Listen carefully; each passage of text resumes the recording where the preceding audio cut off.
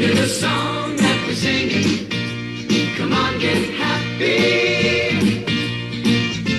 A whole lot of loving is what we'll be bringing. We'll make you happy.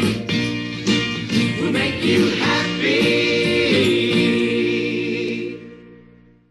Hey everybody, we've made it to our 5th episode here on Toy Talk. And over our first 4 episodes, we've talked about a lot of interesting topics. And what I'd like to do this month is kind of elaborate on what we've already talked about. Now, some of you may be asking, as I go to elaborate on this a little bit, Jack, has your life really changed that much over the past several months? And the answer really is yes and no. I'm not saying everything is going to immediately change in your life. Let's start out with what I'm not saying. I am not saying that all of a sudden everything in my life has become perfect. There's no more challenges, no more problems. That's not the case. You know, I still have physical issues. I've mentioned that before. You guys see me once a month on the show in 3 segments, 10 minutes standing, 10 minutes standing, 10 minutes sitting. You don't see me as I'm walking down the street with my cane and I'm limping around, as I sit for too long and my legs lock up and it's hard to get up. I'm still raising 5 children of my own, 2 teenage daughters, 2 younger daughters, and a son. And there's a lot of challenges that come with that. There's still financial issues. I still struggle with my weight. I'm not saying that as you put these principles into effect that everything is suddenly going to change better in your life. But what I am saying is the good thing is that it has changed the way I face these things. I'm more optimistic. I have more hope about the future. I have less stress. I cope with these situations better than I used to. And that's what I'm saying as you put these into practice will happen in your life. And ultimately, I am saying that your life will improve. As we talked about in the second week about the law of attraction, that we live in an energy field, and as we send more positivity out, more will come back and our lives will get better. And my life has improved to some degree, as I hope yours has. Now, some people out there could consider this opening segment like motivational speaking or inspirational speaking. And I agree with that to some extent. I do want it to be that. I do want to encourage you in your life. But the thing I see a little different in this is that with most motivational speakers, there tends to be such a focus on the positive and no attention whatsoever given to the negative things in life. Now, I don't want to do that. Now, often the illustration that is used is a garden, and they'll say to focus on the flowers, focus on the flowers, focus on the flowers, and ignore the weeds. Pretend like the weeds don't exist. Now, I'm not saying that. I am saying focus on the flowers, on the positive things. In a way, I'm saying till the flowers, water the flowers, put the manure, do the different things that are needed to make the flowers grow, but also don't ignore the weeds. You need to tend to those. Pull the weeds out. Deal with the negative things in your life. Throw poison on them. Yank them out. And even as you do, weeds will come back. But as you're tending to the flowers and getting rid of the weeds, what you find out is that in time, if this were a garden, the flowers would start to overtake the garden. In other words, the positive would start to overtake, and the weeds would minimalize. And that's what we're saying in life. As you focus more on the positive will start to take over your life. It'll start to weed out the negative, where it becomes more minimal as the positive becomes more maximized. And that's what I'm saying in life. And I'm not saying that everything's going to suddenly go great. I'm not saying the weeds are just, hey, you pulled them out, you dealt with your situation, and now it's gone.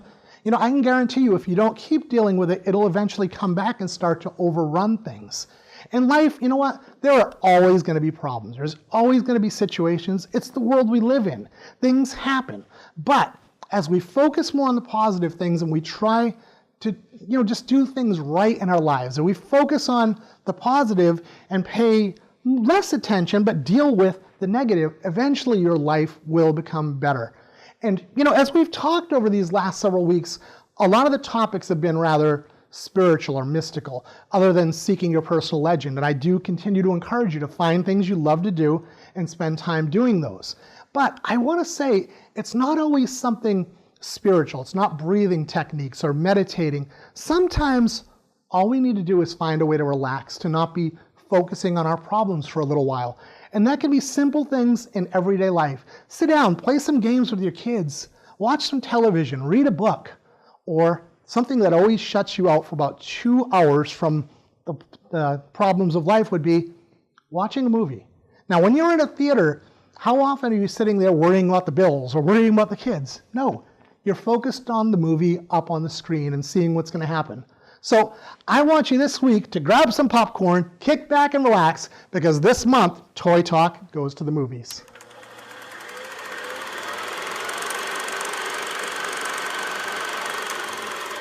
What I'm going to do this month is kind of like what we did with the Star Wars episode. I'm going to talk about a specific toy line, and we're going to show some pictures as we go along of the toys in that line.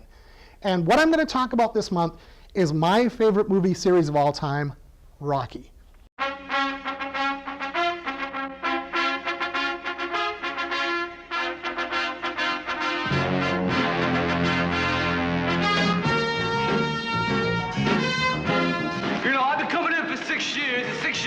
Sticking it to me. I want to know how come. Because you had the talent to become a good fighter. And instead of that, you became a leg breaker.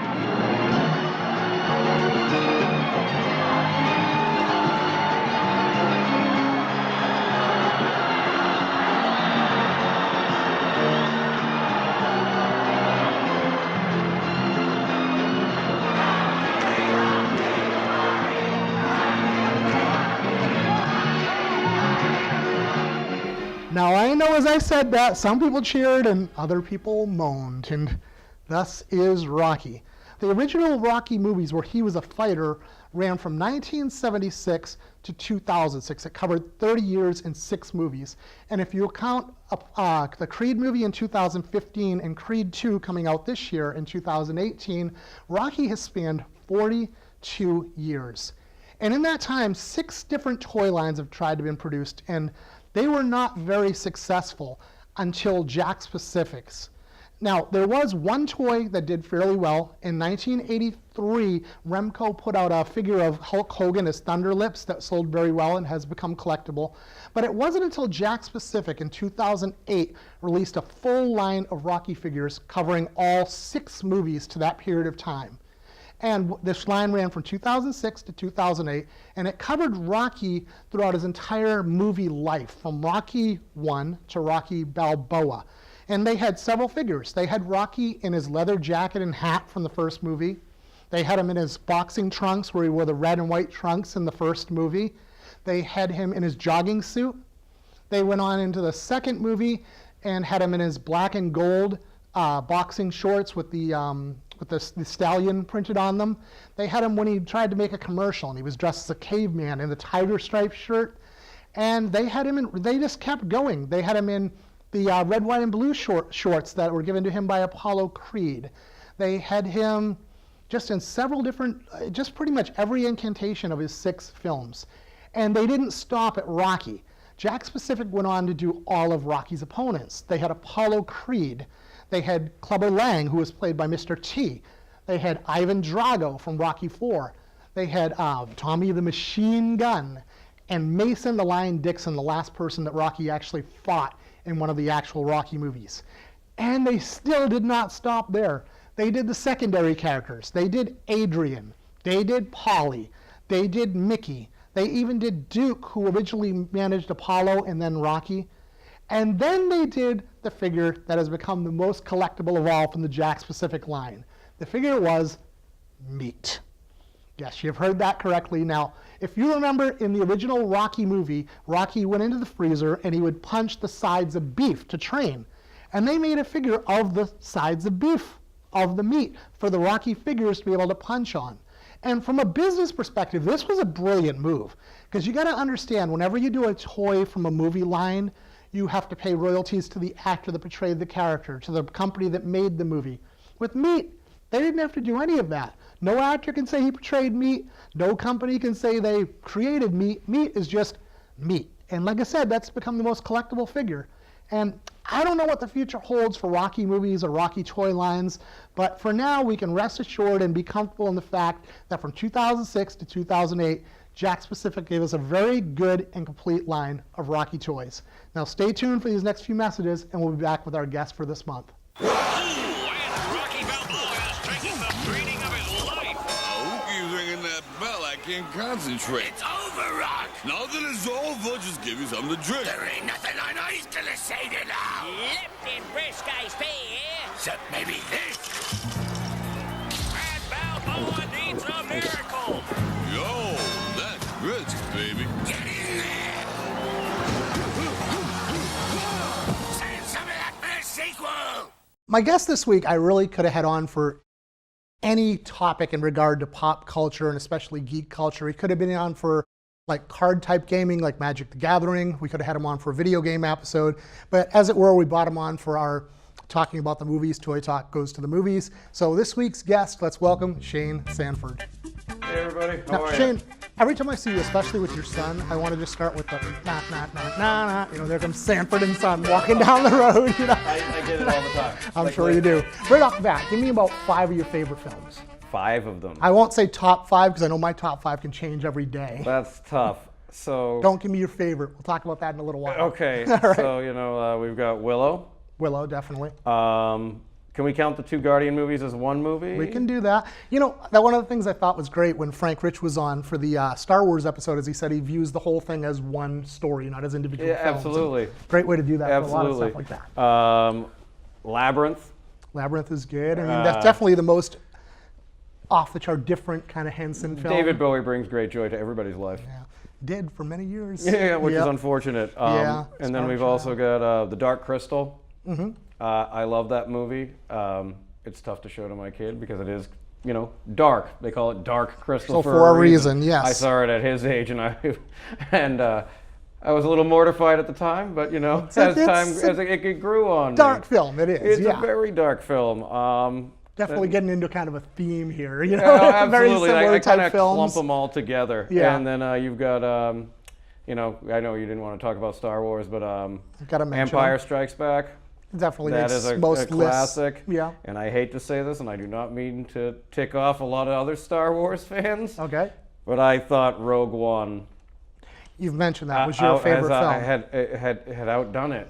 Well- I really do. Even though you already know the outcome of the movie Yeah. from A New Hope, but when they're in the meeting and they say many people died to get us these plans. I think we can agree at least it's a better upswing of the prequel movies. Anyway, if nothing else. But, all right, no.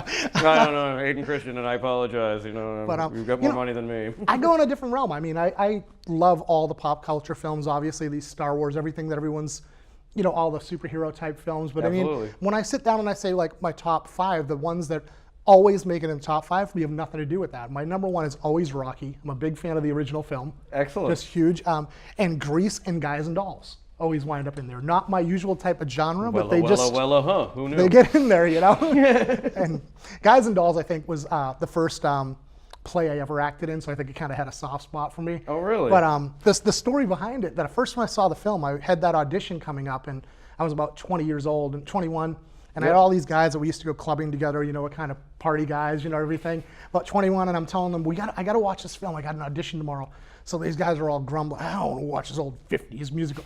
And here's the funny thing. 2 hours later, we've got 3 21-year-old guys just glued to the screen, amazed, just sucked into this film, absolutely. loving it. It was great. See, I came from when I hear clubbing, I'm like, you did what to a seal? Oh, I know. We danced with them, man. We danced Yeah, with the sailor. But you did, obviously, we're Toy Talk, man, and we brought in Absolutely. some toys that are related to the movies. Willow, starring Warwick Davis. Wait a minute, no, was it? Val Kilmer. Val Kilmer, that's what I was just going to say. Matt For a Mardigan. split second, I kind of went, was that Labyrinth or Willow? But it's Val Kilmer, yeah. That's why I love all that genre of movie. Like, while you asked me, it's like they all, They're people so- forget, they all come from that area where you were just like, these are genius. Absolutely. And this was obviously the Death Dog, Evil Beast, and Absolutely. Knocknar, the evil soldier. Absolutely. The great thing I love about this, the thing I find the coolest about this toy line, it's 86 Lucasfilm, but Absolutely. down in the bottom right-hand corner, if you catch it, Tonka. Right. Now, And they're not made Tonka out of is- metal. they're We not didn't metal, ride 'em they're down the not hill trucks, At 8 you years know? old and got tetanus shots. Yeah, I mean, when I think Tonka, I think trucks. I don't think movie toys. I'll let you just kind of hold on to that. Oh, absolutely. You figure Lucasfilm, which same guy who did George Lucas, who did Star Yep. Wars, did Willow, had been so connected to Kenner at the time, and But also directed Tonka. by Ron Howard. well, that's true too. I liked like how it was brought up, through Lucas and all of those people, and they handed it off to Ron Howard, who brings a more playful version of anything. Lucas has said he had the idea in 1971, long before Star Wars, for this film, and it just took this long to get it realized. Absolutely, and unfortunately, it didn't get recognized. It blew up on like VHS and DVD sales. It's definitely more of the cult classic type film, really which is. Initially I planned on this episode being just cult classic, but I said, let's kind of expand it a little bit. Absolutely. But the thing I think is kind of cool about Willow, or not necessarily cool, but just interesting, is when you really look at the story, it's almost like we just ripped off the Moses story in the Bible and gave it put a little, just updated it. I mean, you got this big evil leader that says, I've heard a prophecy, a child's going to be born, he's going to overthrow me, so I want to kill off all these people so the kid can't be born. Someone comes in, takes the kid, puts him in a basket down the river to get it to other people. Of course, he comes up, and in the end, saves the people. I'm like going... From the creator of Star Wars, from the director of Cocoon, a world is awakening. With the strength of my great army, can you not find one little child? It's a dangerous world. That's why we need your help. Your journey has just begun. Willow.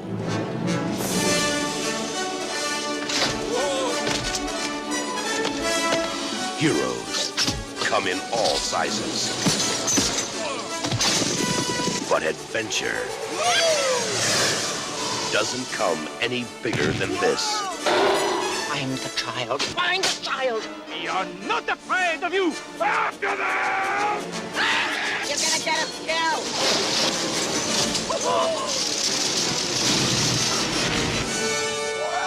I trust them completely.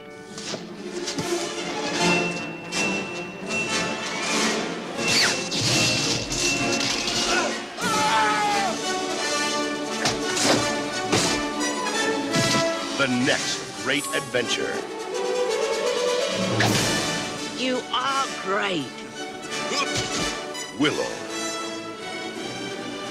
Coming in May. I just somehow feel like Henson should have been involved in this movie. It needed some kind of Dark Crystal type puppets in it. It had seemed that like. feel to it. It really did. But the thing that made it magical was that they did, like green screen, like blue screen, like transformations. That like when Rizal, who they found on that small island, and they found her as an opossum. Yeah. And I she remember had the opossum. to train her. It's been a while since I saw She had this. to train Willow to like use Shrilindia's wand to transform her, and she went from a possum to a goat to a crow, and he kept screwing up. Tons of like magic and it's a good redemption story. And they did have a sequel actually. I That did wasn't not a know movie. It was a book called Thorn. Okay. Which I highly recommend. It's amazing sometimes the movies that get the book sequels that never come out, like totally different genre altogether, but Forrest Gump. I just kind of was in the store one time, and the book itself, Forrest Gump, was completely different. He's incredibly vulgar. There's a lot of different things he does. He's this big dolt. His mother is completely against him. She's always telling him, you couldn't become a shrimp captain. You're an idiot, and things in the book. Well, but then they came out with Gump and Company, where he goes on to all these other adventures. He becomes a professional football player, all these things. Right, but the movie Well, just Tom Hanks couldn't have won an happened. Oscar 2 times in a row. No.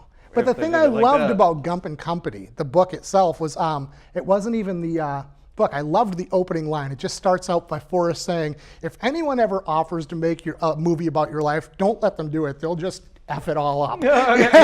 Basically. And I was like, because it's just so different than the book. It's just a perfect line. I look like I get like a Steve Buscemi, fantastic actor, but my teeth aren't that bad. I mean, they could use some work. Let's slide the Willows out and going from the 80s, let's move up to the more modern times into 2017, and I think it was 2015 for the first with absolutely one Guardians of my of the new Galaxy favorite and Guardians movies 2 of all time. Absolutely, and the Funko Pops, man. Funko Pops. And they're actually, I'm not even familiar That's with Dorbs. Okay, Dorbs. I'm not as familiar with those. Yeah, they're pretty much the same company. Okay. I follow them on Twitter. Sure. And you every now and again they'll post something on their account saying, if you retweet this and share this, you could win a free exclusive Funko Pop. There's a way to retweet. I mean, but they've got like a zillion followers. So but the Funko Pops, man, are probably the hottest collectible type toy out there now. I mean, They're just, unbelievably fun, and I don't even know why I they like do them them. for everything. I mean, I was just watching, for anyone that watches a comic book man, and they're doing like a Ming Chen figure, you know, and the guy is the host of the show. Genius. I love that man. And Kevin Special Smith shout out has to his him. I'm own. glad Kevin you're Smith okay has a after the, couple of heart Funko. attack. And you know, I actually focusing more on Guardians too, though, man. Absolutely. I was just, you know, everyone loves Baby Groot. It seems like, you know, Absolutely. It's a great film. But as I was watching it today, I was just like, I really picked up on the family aspect. I don't think I did that in the theater. Absolutely. On just how it's like, not just about blood, you know, who gave birth to you, but who's your real family? It's the Guardians, the guy who raised you. Absolutely. And you Yep, get that with whole Yondu. Yeah, and you get the whole take on how he actually was protecting him. We thought he was such a jerk in the first movie. Absolutely, but like And, you know, within the first film, you're just like, oh, he was an antagonist. Yes, absolutely.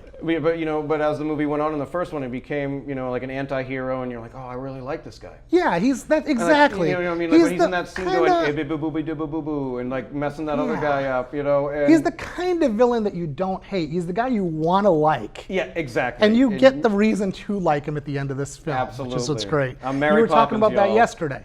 Absolutely. Now, tell us a little bit. You were talking about the ending when we were just kind of sitting around the house a little bit the yesterday. ending to this movie, I'm not gonna lie, I burst into tears, mostly because, you know, I have a mild obsession with things, and I immerse myself so much into these characters. Okay. And a thing I realized about this movie is, like, through the course of like the family aspect, was when Rocket Raccoon especially really blew my mind, because in the first movie at the end, when, you know, spoilers if you haven't seen it at this point, you're watching the wrong show, is when Groot dies by protecting everybody. Okay. Rocket Raccoon is sitting there like this, super sad, and he hates being treated like a pet. Yeah, always can't stand it.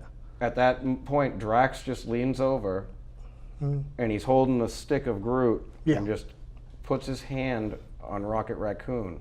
Yeah. And just, you know, pets him, and he accepted it because he needed it at that point. Yeah, it's just And that then in the second we're family, movie- we're bonded. And then in the second movie, when he has to say goodbye to Gandu, he's like, listen, I've only got one jetpack And he gets the and tear one just space rolling down suit." his face. And he knows at that point only either Quill or Yondu are coming back. He has to choose who to And sacrifice. then he grabs Groot and flies away, lands on the spaceship, and Drax and everybody are like, where's Quill? Where's Quill? Where's Quill? We need to move on to what is your favorite movie of all time. And if best you could movie. just show us, All right, us the absolutely. jacket. Turn around, man. All right, well, I've got the shirt here, The jacket is the kicker for me. and then I got this here. And anyone that's seen the movie knows this is Big Trouble in Little China. It's one of the best course. movies of all time, and I've got the Lopan figure. Lopan. Which Reaction is a company that does a lot of older movies that didn't really have a toy line when they came out, and they kind of revamped them, you know, Right. and just do something that we just never got the first time around. And of course, again, the Funko Pops. Funko Pop Lopan also glows in the and dark. Lightning from the storms. Yeah, the three storms, lightning, thunder, and wind, and possibly my personal favorite movie of all time. It was always on Sunday mornings when I would wake up. This is pre-cable. Before yeah. cable. Yeah. Like, you know what I mean? Like putting tin foil all over everything. That's the thing. It was one of these movies that it was meant to be a huge, big budget film. It was a Huge. John Carpenter who did Halloween, The Fog. I mean, he's done so many big Thing. movies. The Thing. He, this was supposed to be like a big blockbuster for him and Kurt Russell, and it kind of bombed at the bombed theater. huge. But it got a huge cult following over the years. Humongous. But it's Unfortunately, between VHS and DVD and just replays. I'm sure they've more than made their money back over the years. Oh, I mean, and it was just like one of those movies when you'd watch it, you were lucky when you turned on the TV. I even did the remote. When you turned on the TV and it started from the beginning as the Pork Chop Express came up over the hill. Jeez, Ba-dum-bum, ba-dum-bum.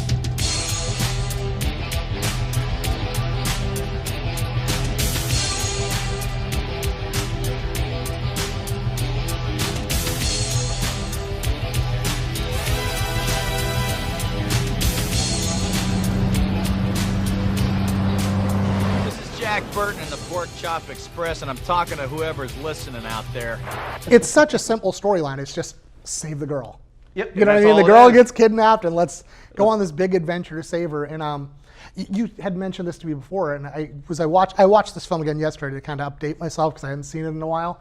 And you were saying how like Kurt Russell really isn't the star. No, he is not. And when you watch it, it really isn't a main character per se. Kurt Russell's in a gambling event. He goes with this guy because he has to get the money he owes Kurt Russell, and then he just happens to be there. The girl gets kidnapped and gets swept into it. He really is. Sidekick. Wait a minute. I'm a reasonable guy, but I've just experienced some very unreasonable things. He just got the billing because I think he was the only really a white American, he was the good-looking actor. Right, and Kim Cattrall, who also stars in the movie, hadn't made her name for herself. No, yet. she was nobody. Nobody would know who she was. And I loved that it had a little bit of a horror aspect, like John Carpenter. Oh yeah. A little sci-fi action adventure, and then it had the comedy mixed. And the scene that just made me laugh was when Wang just starts kicking everybody's butt. He wipes them all out. Kurt Russell's off to the side somewhere. Jack is off to the side somewhere. And all of a sudden he's got his gun. He jumps out. Ah!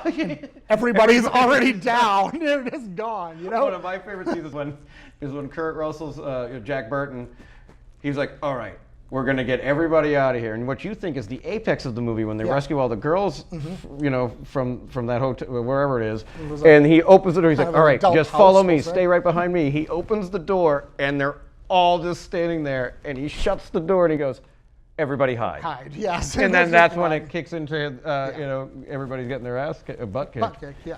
It really was a good movie. I'm glad I rewatched it. I remembered it from years ago. It was enough that I knew it, but I just didn't have it fresh in mind for so long. But, I watch it literally, I'm not even joking, Jack, 2 to 3 times a month. Oh my gosh, wow. We got to get together again, sit Absolutely. down, talk movies, both on and off the air. We'll have you back absolutely. again to talk about movies, and we'll do that on our own. And I'd like sometimes. to just do a special shout out absolutely. to my buddy Mikey V, who bought me this jacket from work. Always a good thing. For Christmas, because he knew how obsessed I was with it. Absolutely. And he went out of his way to get it for me, and I really appreciate it. Always so thank a good you, Mikey thing, and V. that's what we're about on the show, man. Getting some joy into our lives. And Absolutely. It's great that he did that That's why for we you. love this stuff. Absolutely. We'll see you next month. We'll be back with another episode of Toy Talk.